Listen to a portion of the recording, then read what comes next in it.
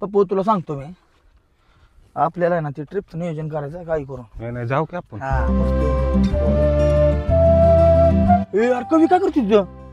काय करते तिथं बसून? आवाज दे बर. ओ कवी, ओ कवी.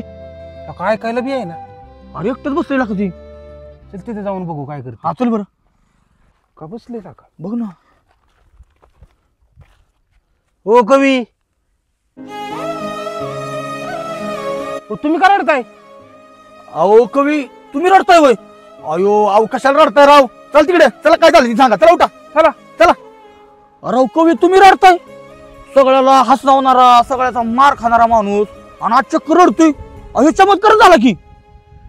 कवी अविल रडतोय म्हणून तुम्हाला वाटतं झालाय चमत्कार, पण माझ्या रडण्यामागचं कारण असं की निष्पाप जीवावरती झालाय बलात्कार.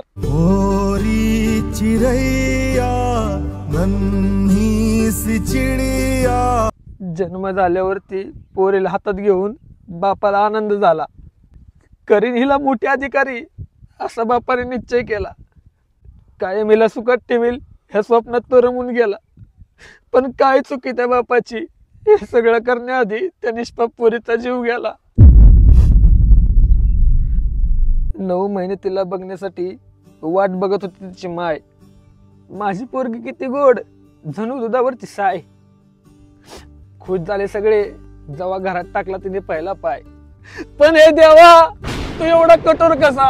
मला सांग, त्या लेकराची चूक तरी होती काय? अहो कवी शांत व्हा, होईल त्याला फाशी, होईल त्याला फाशी.